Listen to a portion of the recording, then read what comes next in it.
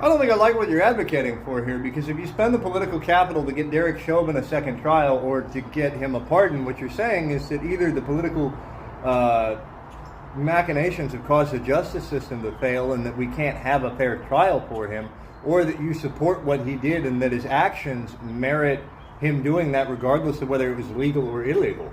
And so you've got a dual dichotomy here that's very dangerous. One hand, you could say that then if the criminal justice system has failed, you have to call into question all of the other larger verdicts that have happened if it's a matter of media pollution.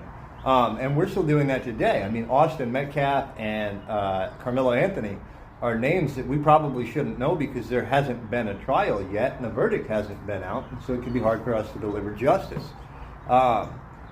The larger issue here, though, is if you open that can of worms and you say, okay, well, the criminal system and the civil system don't work and they're not accessible to the common man because there's a huge monetary roadblock, because there's a huge legislative roadblock, because it's just not possible for me to represent myself, because I can't go back into the judge's quarters and make a deal with him, and I don't play golf with him on Tuesdays.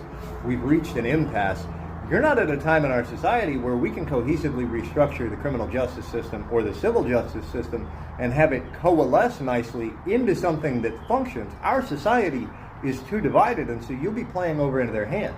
Not to mention the pendulum has swung so much further at this point that I really do question whether or not the generation that embraced the Dukes of Hazzard, Cannonball Run, and Smokey and the Bandit? Yeah. Smokey and the Bandit would have even liked those shows at this point. I mean, is that something that would appeal to them broadly? The amount that we've embraced the police union, this government apparatus, is really quite different than it was in the past. And you're spending a lot of political capital to go a very specific direction here down the road I'm not sure is quite safe.